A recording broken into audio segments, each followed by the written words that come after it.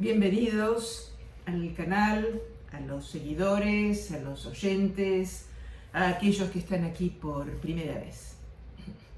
El video de hoy va a estar dedicado a una reflexión acerca del concepto de la justicia poética.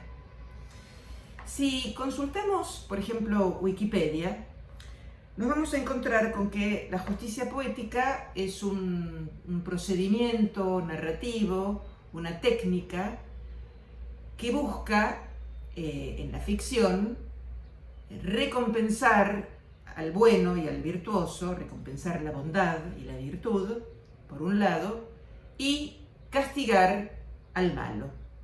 Es decir, distribuir los premios y los castigos según lo que merezcan los distintos personajes de la ficción. Esto lo tenemos que articular con Aristóteles, que en su Poética habla de un procedimiento conocido como la catarsis. En la antigua Grecia, los autores trágicos, fundamentalmente, ponían en escena ciertas situaciones donde, según Aristóteles, se podía esperar que el espectador se identificara con las bajas pasiones, con los malos sentimientos, con los malos deseos, y que purgara, es decir, que se purificara, y ahí la palabra catarsis, de esta situación, redimiéndose a partir de su identificación con los personajes que aparecen en escena. Es decir, la catarsis ofrece al espectador una posibilidad de redención. Cuando hablamos de justicia poética pensamos en múltiples relatos, obras de teatro, incluso en óperas, en obras de carácter narrativo, ficticio. Ahora, uno se puede preguntar legítimamente cuál es la finalidad de la justicia poética.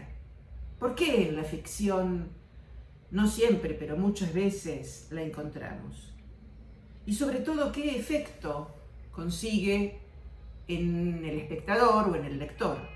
Bueno, el efecto conseguido por lo general es de una gran satisfacción, porque el espectador o el lector encuentra que en la ficción se ha hecho justicia, justicia poética, por eso el nombre de poética.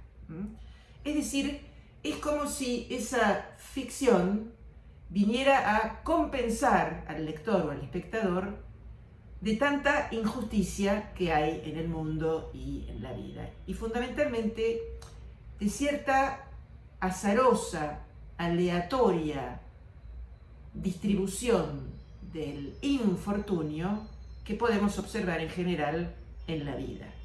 Del infortunio que viene del azar, como por ejemplo un accidente, es decir, de situaciones desgraciadas que vienen porque la vida las trae.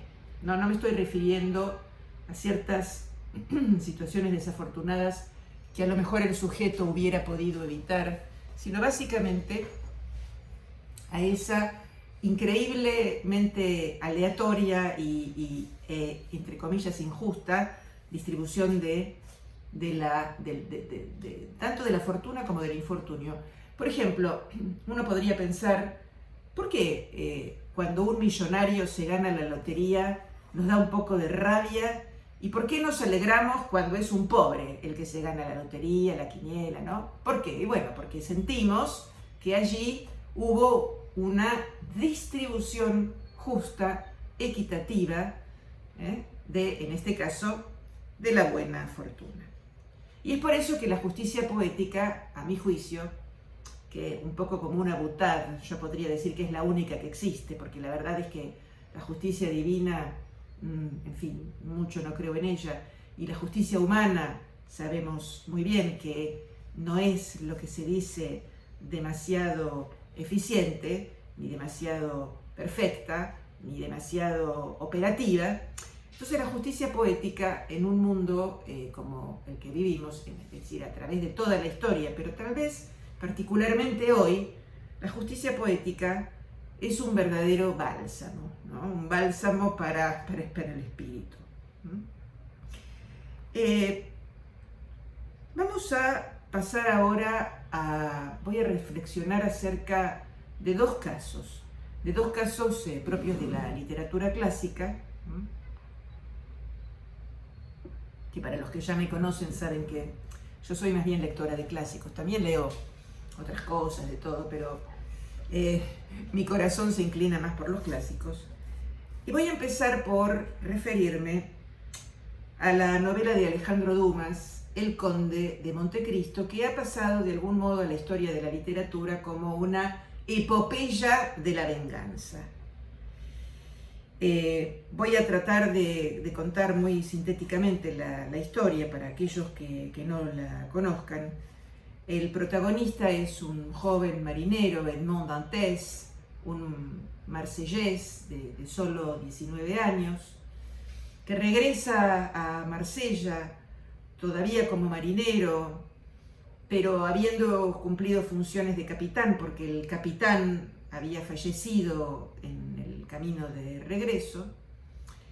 Y bueno, cuando su patrón lo ve llegar, inquiere por, en fin, qué es lo que ha pasado, se entera de la muerte del capitán y decide nombrarlo a Edmond Dantès como el nuevo capitán de su barco, el Faraón. Hay un personaje a bordo que se llama Danglars, que es el contador, y que tenía un cierto apetito, una ambición de ser el capitán del barco, y que queda bastante rabioso, bastante insatisfecho y lleno de rencor contra Dantès por haberle, según él, arrebatado lo que, según él, le correspondería, o le hubiera correspondido, es decir, ser el capitán del barco. Por otro lado, Dantès se dirige para encontrarse con su amada Mercedes al barrio pobre donde vivía, Mercedes la Catalana. El encuentro es muy hermoso y deciden casarse y deciden hacer una fiesta de compromiso. Para gran desilusión y para gran rabia y enojo de Fernando Mondego, primo de Mercedes y enamorado de ella sin ser correspondido. O sea que ya lo tenemos al señor Danglars, que lo detesta a Dantès porque le quitó el puesto de capitán. No se lo quitó en realidad, pero es lo que en su cabeza él se plantea. Y por otro lado lo tenemos a Fernando Mondego, que ve que su amada no lo corresponde en absoluto. De modo que estos dos personajes en una taberna y en presencia de un tercer personaje que se llama Caderousse, complotan, ¿sí?, denunciar a Edmond Dantès como un agente bonapartista. Como un agente bonapartista, lo cual en un momento de restauración monárquica le va a acarrear naturalmente un castigo terrible. Por lo tanto, Edmond Dantès es llamado ante el procurador del rey, Gérard de Villefort, que lo escucha. Es un personaje muy frío, muy analítico, muy atento, y escucha el relato de Dantès y en realidad decide liberarlo porque ve que se da cuenta de que es un buen muchacho, que no ha cometido realmente nada muy terrible, pero a último momento se entera de que la carta por la cual sus dos enemigos lo habían acusado de bonapartista, porque en efecto Edmond Dantès traía una carta que el capitán fallecido durante el trayecto había dirigido nada menos que a un tal Noirtier, que resulta ser el padre del procurador del rey, del Gérard de Villefort. En ese instante, cuando el procurador del rey descubre que el destinatario de la carta era su propio padre, que evidentemente había una grieta en la familia, decide mandarlo al Château d'If, a una fortaleza terrible, ¿sí? Sin ningún tipo de juicio ni nada, lo manda directamente. De modo que Edmond Dantès es arrancado de la fiesta de su compromiso de una manera brutal y enviado finalmente a una prisión sin que él pueda entender de ninguna manera qué es lo que le ha pasado. Bueno, en la prisión, Dantès conoce a un personaje que va a ser decisivo en su vida, que es el abad Faría, que es un padre, un sacerdote católico, que había sido puesto en prisión por razones políticas, fundamentalmente. Y este personaje lo va a educar a Dantès, le va a enseñar idiomas, historia, economía, le va a enseñar muchos saberes, muchas disciplinas, pero fundamentalmente lo va a ayudar a desentrañar el misterio, lo que para él era un enigma rigurosamente, y es por qué lo habían enviado a prisión.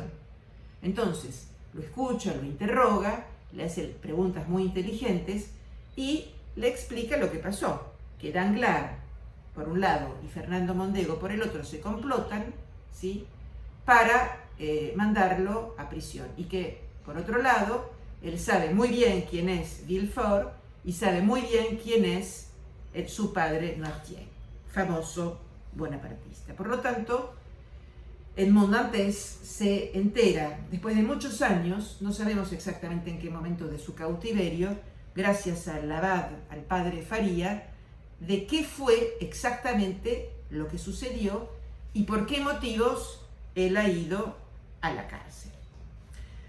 Por otro lado, el abad, más hacia el final de su... El abad lo consideran loco en la prisión, y lo consideran loco porque él ofrece permanentemente pagar millones para que lo liberen, y todo el mundo lo toma como loco. ¿Pero qué es lo que había pasado?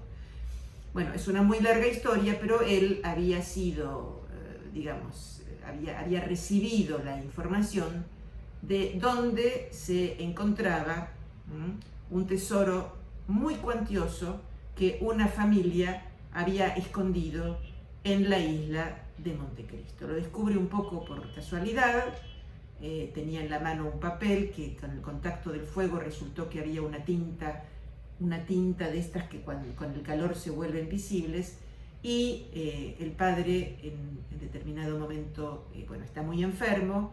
Hay una relación realmente muy hermosa de paternidad, porque es como que lo apadrina de alguna manera a Edmond Dantès, y le revela la existencia de este secreto que Dantès no está muy seguro de creerle, pero finalmente le cree, lo obliga a memorizar la latitud y la longitud y las coordenadas donde se encuentra la isla de Montecristo y los lugares, el lugar exactamente donde está enterrado ese tesoro, ¿sí?, que era un tesoro enterrado hacía varios siglos, y finalmente fallece. Una vez muerto y envuelto en el sudario, a Dantès se le ocurre la idea de cubrir el cuerpo del abad Faría con una manta y meterse él dentro del sudario, porque de esa manera va a escapar, pensando que lo iban a enterrar.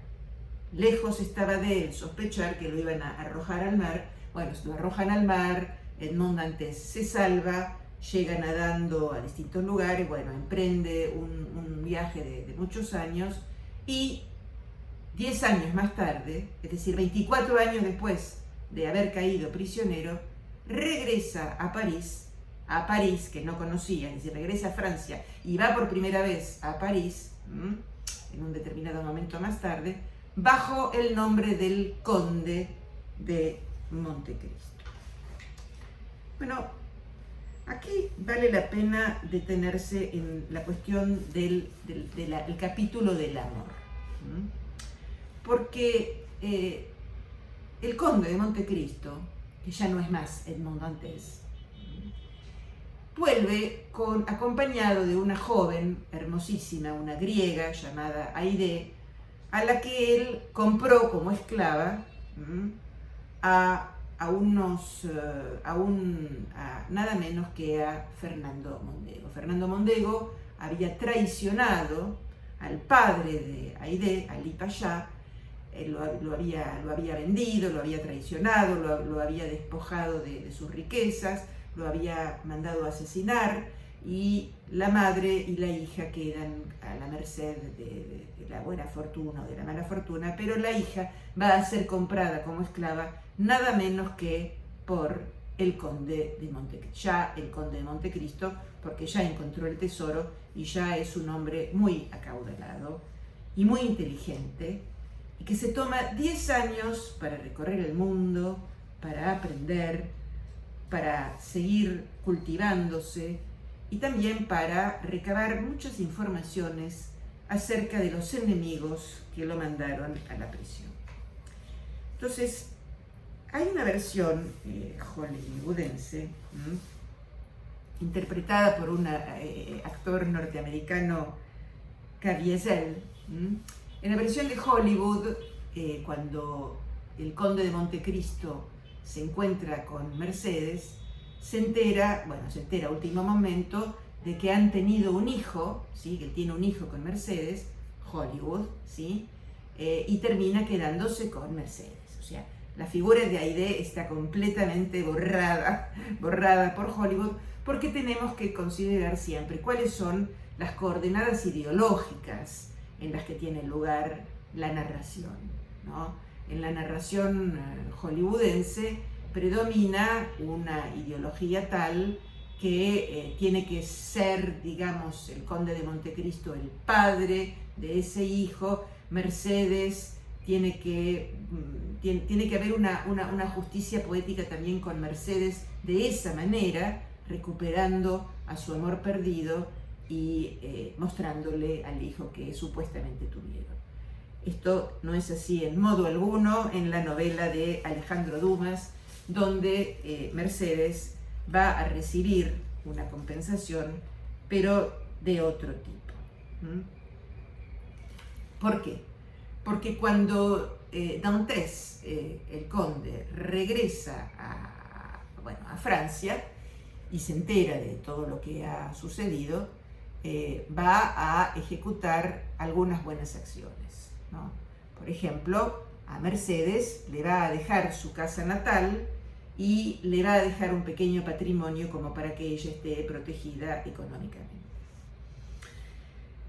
Cuando el conde de Montecristo regresa a Francia, tiene dos objetivos.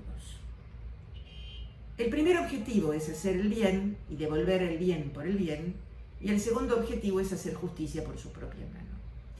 Se entera de que el señor Morel, su antiguo patrón, está cerca de quebrar, está cerca de la bancarrota, y entonces, tomando nombres falsos y disfrazándose, porque hay mucha teatralidad en la novela, lo salva de la bancarrota, por un lado, permite que su hija Julie le deja una piedra preciosa a su hija Julie para que ella pueda contar con una dote para casarse con el hombre que ama, que es un hombre pobre. Al hijo del señor Morel, a Maximiliano, de algún modo lo apadrina, lo protege y lo quiere muchísimo. Y lo salva, como les decía, al señor Morel de la bancarrota, porque efectivamente el faraón había naufragado, pero manda a construir un barco idéntico y que vuelve a Marsella cargado de mercaderías, un montón de mercaderías que se pueden vender por un montón de dinero, y realmente hace el bien. Y es muy linda esa escena en una de las primeras partes de la novela, en que el conde de Montecristo se dice a sí mismo: bueno, ya he hecho el bien, ya he recompensado a mis amigos, ya he recompensado a quienes quisieron salvarme, porque el señor Morel había ido a visitar al procurador del rey innumerables veces, había cuidado del padre de Montecristo en sus últimos días, había cuidado de su poca familia,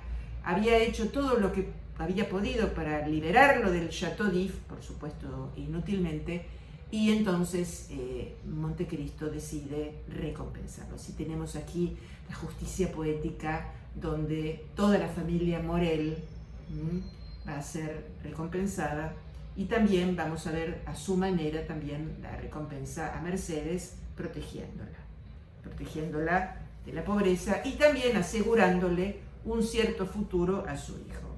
A su hijo, ¿por qué? Y bueno, porque Fernando Mondego va a hacer finalmente que se suicide. Es decir, que Mercedes se va a quedar viuda.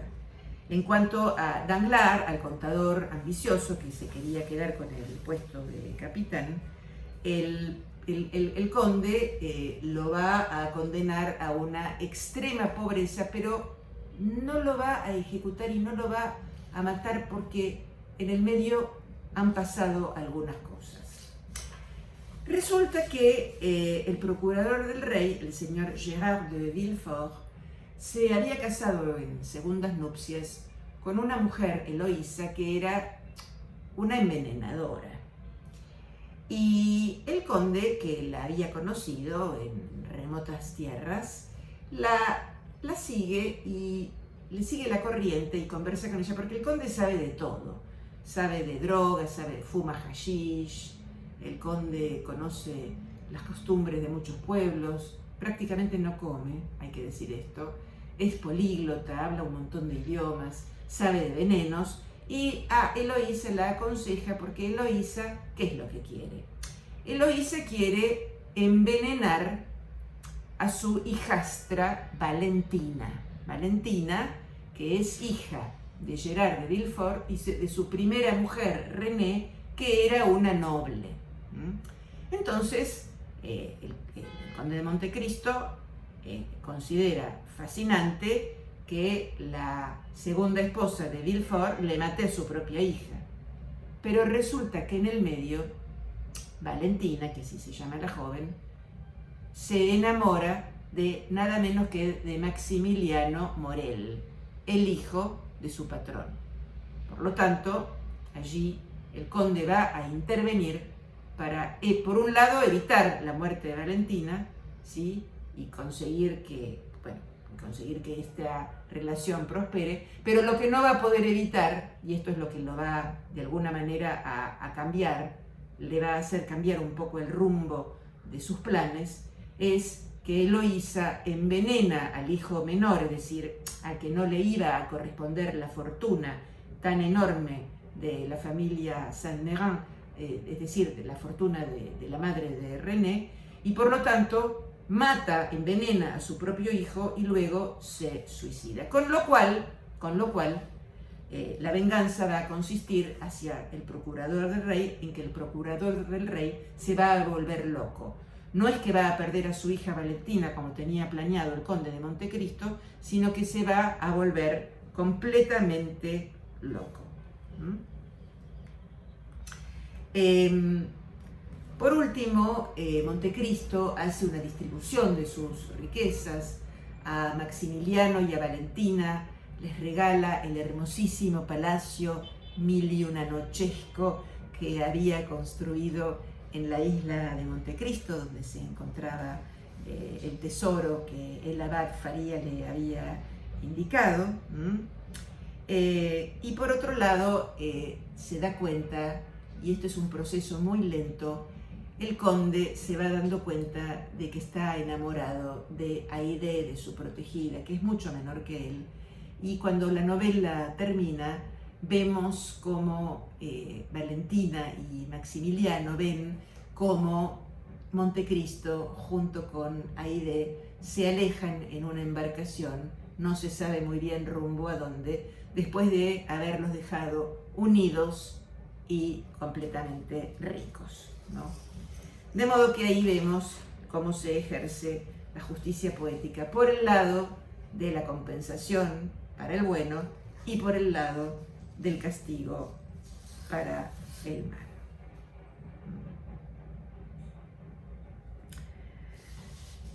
Vamos a pasar ahora al segundo ejemplo literario. Y como los que me conocen ya pueden ir adivinando, se trata del Quijote. Bueno, en el Quijote podemos decir que en relación con la historia fundamental, principal, Sancho Panza, Don Quijote, o Don Quijote, Sancho Panza, no podemos hablar de justicia política. No podemos hablar de eso porque, bueno, el caballero enloquece, porque el caballero vuelve a recuperar la razón de una manera muy cruel y porque luego de recuperar la razón tiene que morir necesariamente.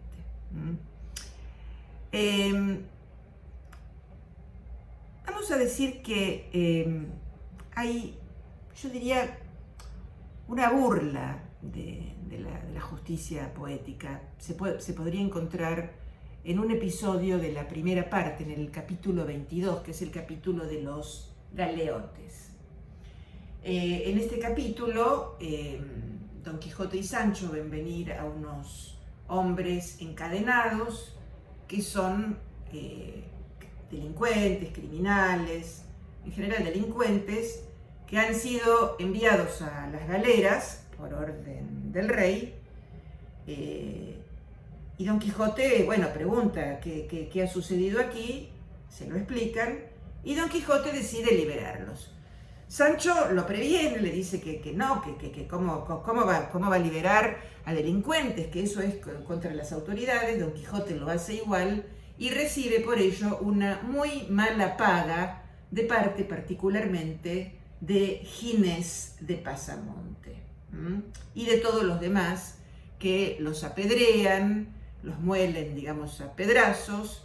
Y por otro lado también hay un diálogo muy jugoso entre Don Quijote y Ginés de Pasamonte, que, como lo ha demostrado el profesor Martín Jiménez, los remito, búsquenlo en Google porque es fascinante, es Jerónimo de Pasamonte, el verdadero autor del apócrifo que se le atribuyó a Avellaneda durante 400 años. Hago un pequeño paréntesis para decirlo, porque a mí realmente me voló la tapa de los sesos. Cuando me enteré de esto, lo volví a leer y es otra novela, ¿no? Cuando uno se entera de que efectivamente hay alguien que con una laboriosidad y una inteligencia extraordinarias se tomó el trabajo de despejar que Avellaneda es Jerónimo de Pasamonte. En otro video me refiero a esto, así que no me quiero ir por las ramas, pero lo que quería decir en relación con el episodio de los galeotes es que aquí hay una burla, ¿no?, de la justicia. Es decir, Don Quijote quiere hacer justicia y los galeotes liberados lo muelen a palos, se burlan, etcétera, etcétera. O sea que bien podría verse aquí una especie de una maniobra de parte de Cervantes donde la justicia poética resulta burlada, ¿no? Como también vamos a ver que hay una operación que se podría comparar en el episodio del muchacho, del joven Andrés, que al principio de la primera parte, en el capítulo 4, Don Quijote sale por ahí, por los campos de Montiel, ya armado caballero, burlescamente por el socarrón ventero y por las mozas del partido que bendicen las armas, y este aquí que se encuentra con un muchacho que está atado a un árbol y a un hombre que lo está azotando. Bueno, Don Quijote inmediatamente interviene, pregunta qué pasó aquí. El amo le dice que, bueno, que este muchacho es un criado de él, que está encargado de cuidar una manada de ovejas, pero que, bueno, que resulta que las ovejas se están perdiendo, y se sospecha que Andrés se las roba y que por eso lo está azotando. Inmediatamente Don Quijote reacciona y le dice que de ninguna manera puede aceptar que un muchacho sea azotado de ese modo, y le da la orden a Juan el Dudo el Rico, que así se llama su amo, de que lo libere, deje de azotarlo y le pague todo lo que le corresponde y un poco más, porque se equivoca en el cálculo como a propósito. Bueno, es una interpretación esto, ¿no? Pero a mí me gusta pensarlo así, para que le pague un poquito más de lo que Juan el Dudo el Rico le debía al joven Andrés.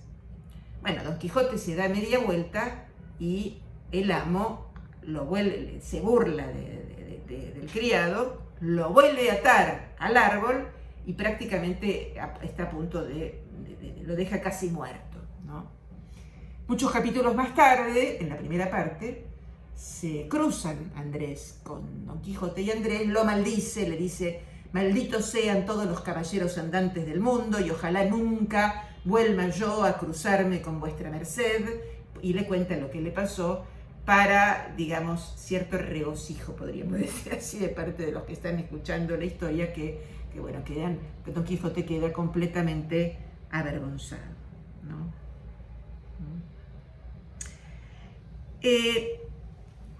Podemos pensar, por otro lado, que en los episodios externos, fundamentalmente en la primera parte, que es mucho más rica en episodios episodio externo, la crítica siempre ha llamado episodios externos a aquellas historias que están incrustadas a lo largo de toda la novela y que no tienen que ver con Don Quijote y Sancho, ¿no? Por ejemplo, la historia de Cardenio, Lucinda, Dorotea y Fernando, la historia de la pastora Marcela, la historia de la novela del curioso impertinente, la breve historia de Doña Clara y Don Luis, bueno, y la historia del capitán cautivo, ¿no? Esto hay que decirlo, que es muy importante. En los episodios externos, ahí sí podemos ver que hay justicia poética, porque finalmente Dorotea, que era una labradora rica, hija de ricos, es una figura muy interesante en el Siglo de Oro. Se trataba de una clase social, un sector social de labradores, es decir, no tenían una gota de sangre noble, pero muy ricos. La figura del labrador enriquecido es muy importante. Y Fernando, que era el señor, el noble, el señor rico, se había enamorado de Dorotea, y prometiéndole matrimonio, bueno, queda ella deshonrada. En ese momento la figura del matrimonio, de la promesa de matrimonio, era muy importante, era una práctica social, ¿sí? Era una práctica social de la época. Bueno, por otro lado, Cardenio ha perdido a su amada Lucinda porque Fernando, amigo de Cardenio, le roba a su amada. Bueno, finalmente las cosas vuelven a su lugar. Fernando acepta casarse con Dorotea. No nos olvidemos de que la honra era algo fundamental en la época. Siempre hay que situarse en las coordenadas históricas y culturales de cada época, porque no lo podemos pensar con los criterios actuales, porque estaríamos cometiendo un error de interpretación, un error intelectual y hermenéutico gravísimo, ¿no? Para Dorotea es muy importante que Fernando la despose. Por lo tanto, vemos que este episodio de Lucinda, Cardenio, Fernando y Dorotea encuentra una buena resolución, porque también Cardenio y Lucinda van a reunirse y van a unirse en matrimonio. Pasemos a la historia del curioso impertinente, ¿no? Una historia que, así como el episodio de los 4 que nombré recién, estaría inspirado en la novela pastoril, que es uno de los géneros que alimentan la escritura cervantina del Quijote, en la historia del curioso impertinente tenemos la novela a la italiana, que el primero en cultivarla en la lengua castellana es Cervantes, que es muy consciente, además, de lo que está haciendo. Bueno, y en esta novela tenemos dos amigos, que, bueno, uno de ellos, Anselmo, está muy enamorado de Camila, se casa con Camila. De soltero era y sigue siendo amigo, de casado también con su querido Lotario.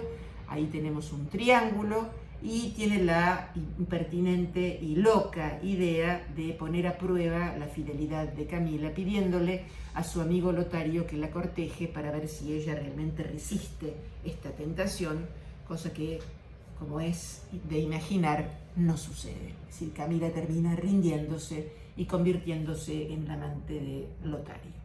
La historia termina muy mal. Anselmo por su curiosidad impertinente, Lotario porque finalmente traicionó al amigo y Camila porque se entregó al amante. De modo que, bueno, Anselmo muere de dolor, estaba escribiendo una carta diciendo, bueno, no se culpe, y bueno, y en medio de la escritura de la carta cae muerto, es encontrado con el papel en la mano. Por otro lado, Lotario va a morir en el frente, en una batalla, y por su parte Camila se va a retirar a un monasterio, pero cuando se entera de la muerte de Lotario, se muere de tristeza. Es decir, que los tres pecadores, digamos así, van a ser castigados con la muerte de distinta manera. Pasemos ahora a la historia del capitán cautivo, que desde el punto de vista de su genealogía literaria podría corresponder a la novela morisca, como El Abencerraje de la hermosa Jarifa, también a la novela bizantina. El capitán cautivo es un capitán, un navegante, son tres hermanos, él es el mayor. Él toma el camino de la guerra, es hecho cautivo en Argel, como lo había sido Cervantes, y después de 22 años regresa a su patria, junto con la bella Zoraida, que es una mora musulmana, que se quiere convertir al catolicismo y que se quiere casar. Bueno, los dos están muy enamorados, el capitán cautivo de la bella Zoraida. De modo que el capitán cautivo va a encontrar el amor, después de 22 años de sufrimientos y de padecimientos, como cautivo en Argel. Y por otro lado, en la venta se va a encontrar con su hermano menor, el oidor. Que por otro lado, el cura, que es bastante socarrón y le encantan las maquinaciones, urde toda una estrategia para que el oidor y el capitán se encuentren. Hago un pequeño paréntesis para también repetir, que ya lo dije en otro video, que la historia del capitán cautivo corresponde con pelos y detalles, es impresionante, a la vida y trabajos de Jerónimo de Pasamonte, que es el gran enemigo de Cervantes. Es decir, Jerónimo de Pasamonte había, cuando vuelve de su cautiverio, publica un libro, escribe un libro que se llama Vida y Trabajos de Jerónimo de Pasamonte. Él había estado en la batalla de Lepanto y conocía el famoso episodio donde Cervantes muestra su valentía, su coraje. ¿Qué había pasado? Cervantes estaba enfermo, tenía fiebre, y el capitán Diego de Urbina había dado la orden de que todos los enfermos permanecieran en cama. Pero Cervantes le dijo, yo prefiero perder la vida antes que perder la vida como un cobarde, quedándome en la cama, luchar y morir como un valiente. Y resulta que sale y se pone incluso en la parte más peligrosa de la empresa y realmente tuvo un comportamiento de una valentía impresionante, tanto que este episodio fue comentado, pasó de boca en boca, y el resultado es que recibe un par de arcabuzazos y es por eso que pierde la movilidad de la mano izquierda. No es que se quedó manco, no es que se perdió la mano, no, sino que Cervantes pierde una mano, digamos, pierde la utilidad de esa mano izquierda. Afortunadamente para nosotros le quedó la mano derecha porque todavía no había escrito el Quijote, sí había escrito alguna otra cosita.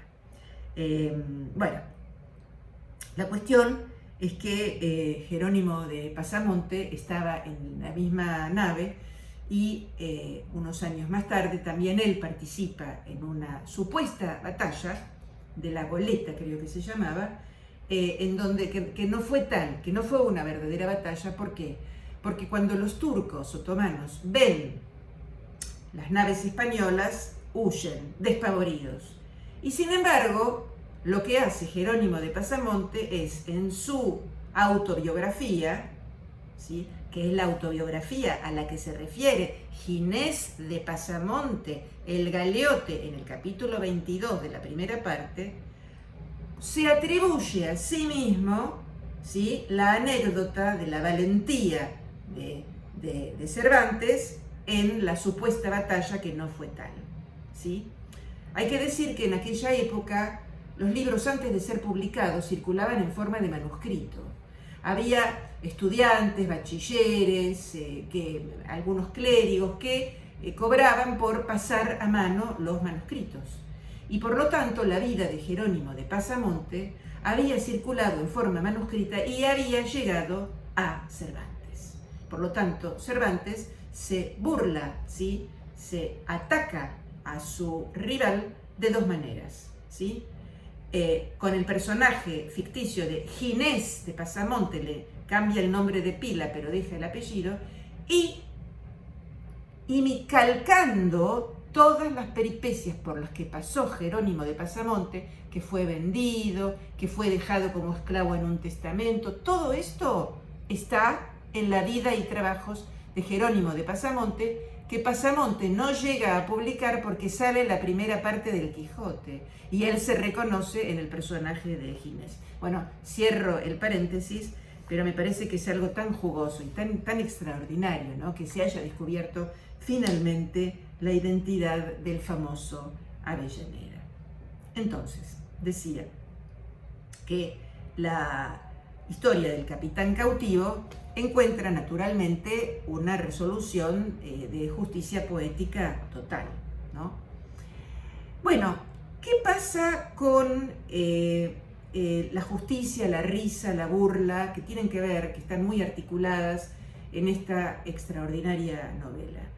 Bueno, sabemos que en la segunda parte están los personajes de los duques, que brillan por su crueldad, son personajes muy inteligentes y por otro lado muy ricos, de modo que tienen todos los medios para montar todos los teatros que se les ocurren para burlarse a costa de Don Quijote, que de pronto se ve en un verdadero castillo, aunque él veía lo que veía, ya no alucina como en la primera parte, pero bueno, son muchas las burlas que se hacen a merced de tanto de Don Quijote como de Sancho Panza, ¿no? Pero hay otros personajes que podríamos pensar que ejercen cierta crueldad, ¿no?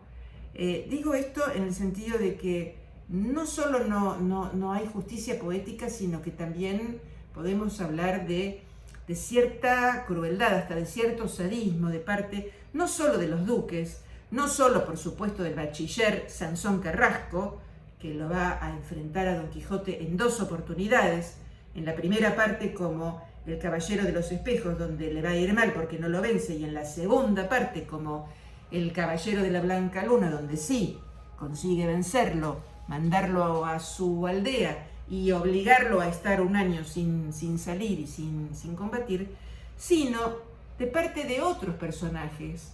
Pensemos en el cura, que como cura la verdad no lo vemos pronunciar ninguna misa, no lo vemos hacer ningún acto religioso, siempre lo vemos en estratagemas, ¿no?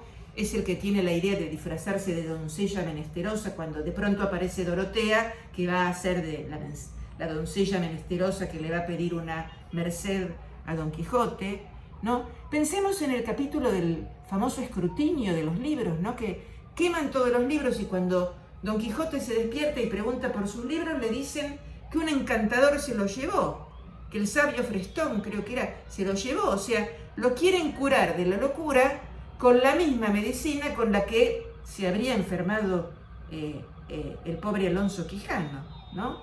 Es decir, el barbero también, Dorotea, que es muy socarrona, ni hablar de Altisidora, que es realmente cruel en la segunda parte. Es decir, hay mucha crueldad, hay mucha risa a costa de este personaje. Incluso en la segunda parte hay un momento en que, después de que el bachiller Sansón Carrasco, disfrazado del caballero de la Blanca Luna, lo vence a Don Quijote, Antonio Moreno, bueno, es un personaje, no importa, Antonio Moreno le pregunta a Sansón Carrasco que por qué hizo eso, y Sansón Carrasco le explica, bueno, porque lo queremos curar de la locura, porque es un vecino de la aldea, y fíjense ustedes lo que le contesta don Antonio al bachiller. Estoy en el capítulo 65 de la segunda parte. «Oh, señor», dijo don Antonio, «Dios os perdone el agravio que habéis hecho a todo el mundo en querer volver cuerdo al más gracioso loco que hay en él. ¿No veis, señor, que no podrá llegar el provecho que cause la cordura de Don Quijote a lo que llega el gusto que da con sus desvaríos? Pero yo imagino que toda la industria del señor bachiller no ha de ser parte para volver cuerdo a un hombre tan rematadamente loco. Y si no fuese contra caridad, diría que nunca sane Don Quijote, porque con su salud no solamente perdemos cualquiera de ellas,